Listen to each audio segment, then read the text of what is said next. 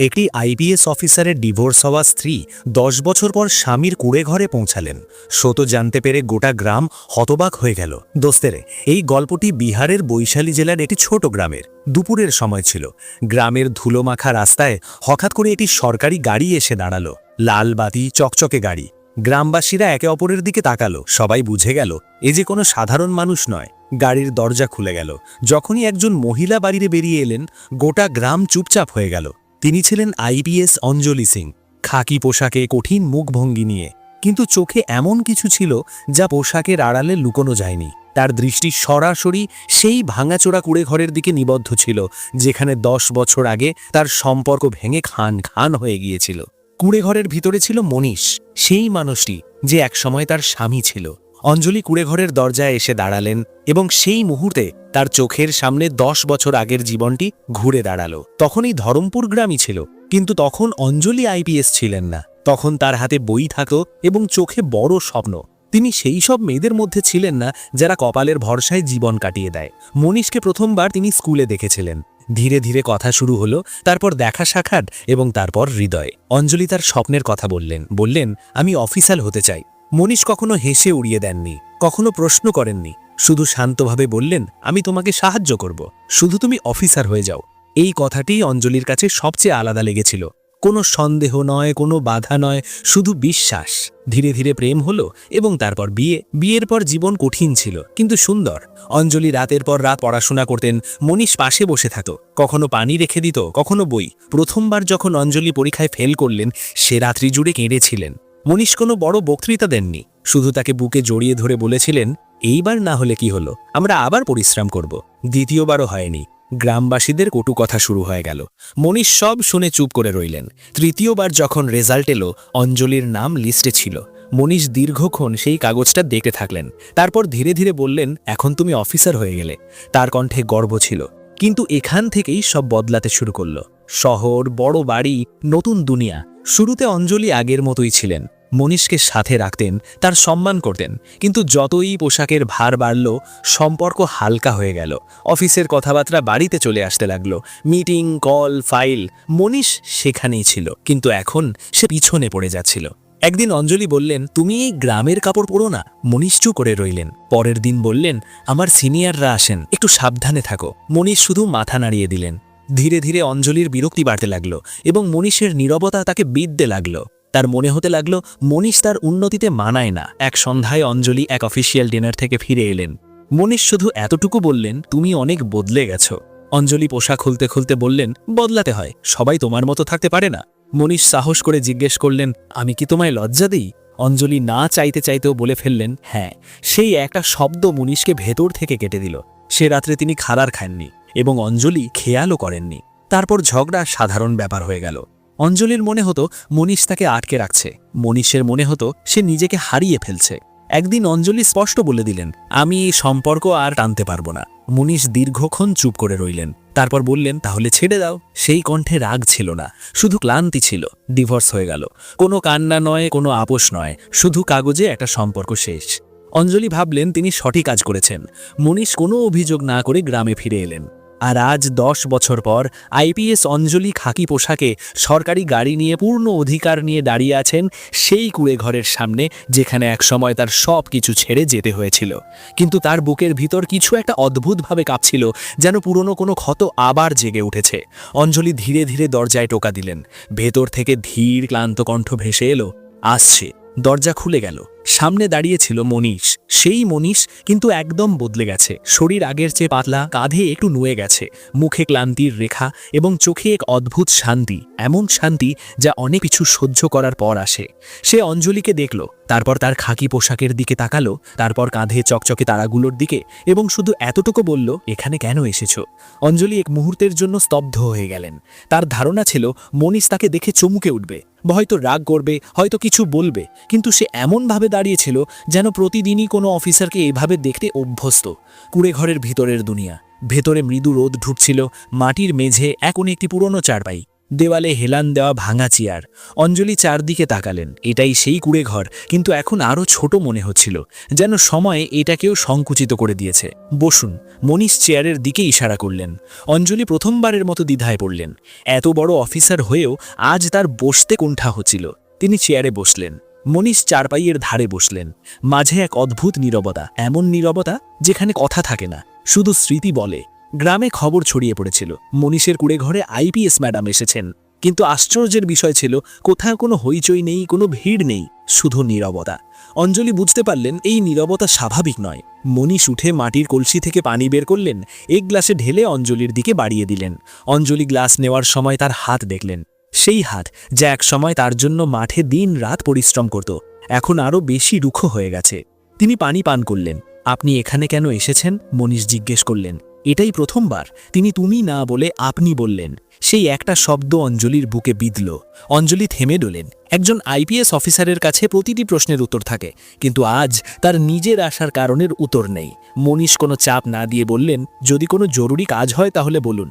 অঞ্জলি বুঝে গেলেন মনীষ ভাঙেননি, নুয়ে পড়েননি, শুধু বদলে গেছেন।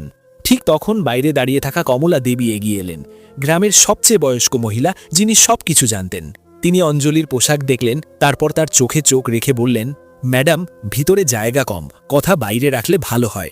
অঞ্জলি বাইরে এলেন। এখন সামনে গোটা গ্রাম। কমলা দেবী গম্ভীর কণ্ঠে বললেন, আপনি 10 বছর পর এসেছেন। অঞ্জলি মাথা নামালেন, ধীরে ধীরে জিজ্ঞেস করলেন, সব ঠিক তো আছে তো? কমলা দেবী থামলেন, তারপর বললেন, সব ঠিক তখনই হতো যদি মনীষ বলতে পারত। অঞ্জলি চমকে গেলেন। মানে? একে একে লোকজন কথা বলতে শুরু করল। ডিভোর্সের পর মনীষ গ্রাম ছেড়ে শহরে কাজ খুঁজতে গিয়েছিল, কিন্তু সব জায়গায় লোকেরা জিজ্ঞেস করত, আইপিএস অফিসারের স্বামী হয়ে মজুরি? কেউ হাসত, কেউ কটু কথা বলতো। অঞ্জলির নিঃশ্বাস দ্রুত হয়ে গেল।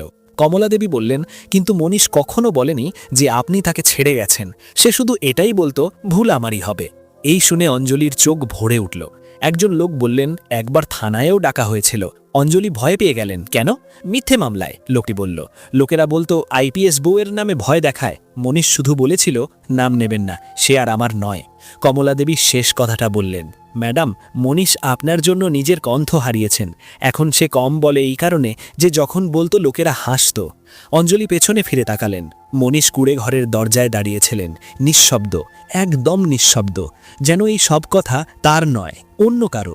কাপা কণ্ঠে অঞ্জলি জিজ্ঞেস করলেন, এসব সত্যি তুমি আমাকে কখনো বললে না কেন? মনীষ প্রথমবার সরাসরি তার চোখের দিকে তাকিয়ে শুধু বললেন, আপনি কখনো জিজ্ঞেসই করেননি, শুধু জিজ্ঞেস করলেন, তুমি আমাকে কখনো বললে কেন না? মনীষ প্রথমবার এত বড় কথা বললেন। আপনি অফিসার ছিলেন। তারপর শান্ত কণ্ঠে বললেন, আর আমি আপনার বিড়ম্বনা হতে চাইনি। এই কথাগুলো সরাসরি অঞ্জলির হৃদয়ে বিঁধল। মনীষ বললেন, আমি ভেবেছিলাম আপনি ওপরে যাচ্ছেন, আমি নিচে থেকে আপনার নাম পরিষ্কার রেখে যাই। গ্রামের অনেক চোখ জলে ভরে উঠল। ঠিক সেই মুহূর্তে অঞ্জলি বুঝতে পারলেন, এই গল্প আর পিছনে ফিরে যেতে পারবে না। যা ভেঙে গেছে তার আগে বোঝা দরকার, এবং এখন সবচেয়ে কঠিন অংশ বাকি রয়েছে।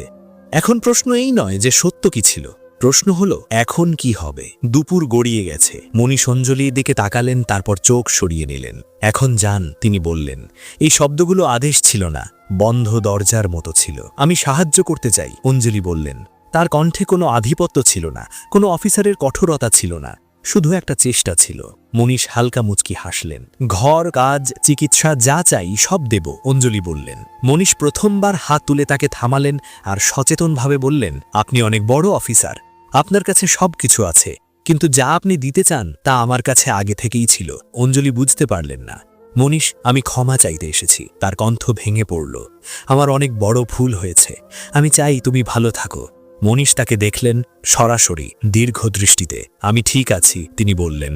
আপনি শুধু বুঝতে দেরি করে ফেলেছেন। অঞ্জলি পকেট থেকে একটা সরকারি কাগজ বের করলেন, সরকারি লেটার হেড। দেখো, তিনি বললেন, শহরে তোমার জন্য কাজ আছে। মনীষ কাগজের দিকে তাকালেনই না।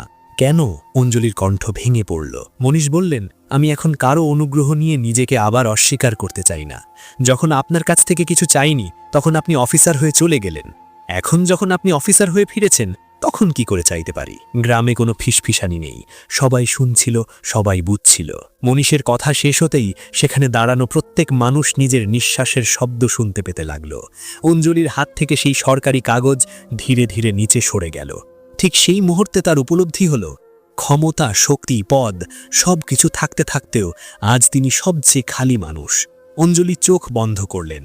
ভেতরে কিছু ভেঙে পড়ছিল।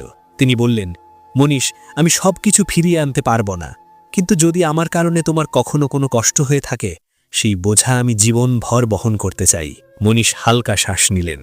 তার কণ্ঠ এখনও শান্ত ছিল, কিন্তু সেই শান্তিতে দীর্ঘ যাত্রা লুকিয়েছিল।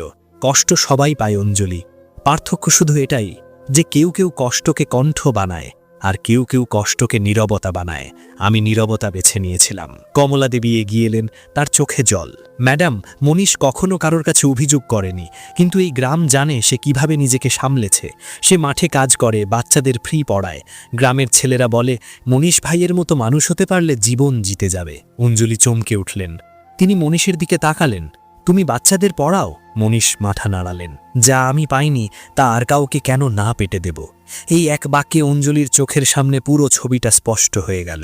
অঞ্জলি ধীরে ধীরে এগিয়ে গেলেন। প্রথমবার পোশাকের ভার ছাড়া একজন মানুষ হিসেবে কথা বললেন। মনীষ, যদি তুমি চাও আমি এই গ্রাম ছেড়ে চলে যাব, আমি তোমার শান্তিতে ব্যাঘাত ঘটাবো না, কিন্তু একটা প্রশ্নের উত্তর দাও। তোমার মনে আমার জন্য ঘৃণা আছে? মনীষ কয়েক মুহূর্ত চুপ থাকলেন। গ্রামবাসীরাও থেমে গেলেন। তারপর তিনি বললেন, ঘৃণা থাকলে আপনি এখানে দাঁড়িয়ে থাকতে পারতেন না। ঘৃণা মানুষকে কঠোর বানায়। আমি কঠোর হইনি, শুধু শান্ত হয়ে গেছি। অঞ্জলির চোখ থেকে জল গড়িয়ে পড়তে লাগল। তিনি আজ প্রথমবার বুঝলেন, ক্ষমা চাওয়া সহজ, কিন্তু ক্ষমার যোগ্য হওয়া অনেক কঠিন। অঞ্জলি গ্রামবাসীদের দিকে তাকালেন। যদি আপনারা অনুমতি দেন, আমি একটা কাজ করতে চাই। এটা কোনো অনুগ্রহের জন্য নয়, কোনো নামের জন্য নয়, শুধু মানবিকতার জন্য। রামু কাকা জিজ্ঞেস করলেন, কি রকম কাজ বেটি? আমি চাই এই গ্রামে একটি ছোট্ট স্কুল হোক। মনীষ যেন তা দেখভাল করেন, কিন্তু আমার নামে নয়, কোনো অফিসারের নামেও নয়, শুধু ধর্মপুর পাঠশালা নামে, যাতে এই গ্রামের বাচ্চারা স্বপ্ন দেখার আগে কারো অনুমতি না নিতে হয়। গ্রামে প্রথমবার একটা হালকা হুল্লোড় হলো। লোকেরা একে অপরের দিকে তাকাতে লাগল। মনীষ অঞ্জলির দিকে তাকালেন।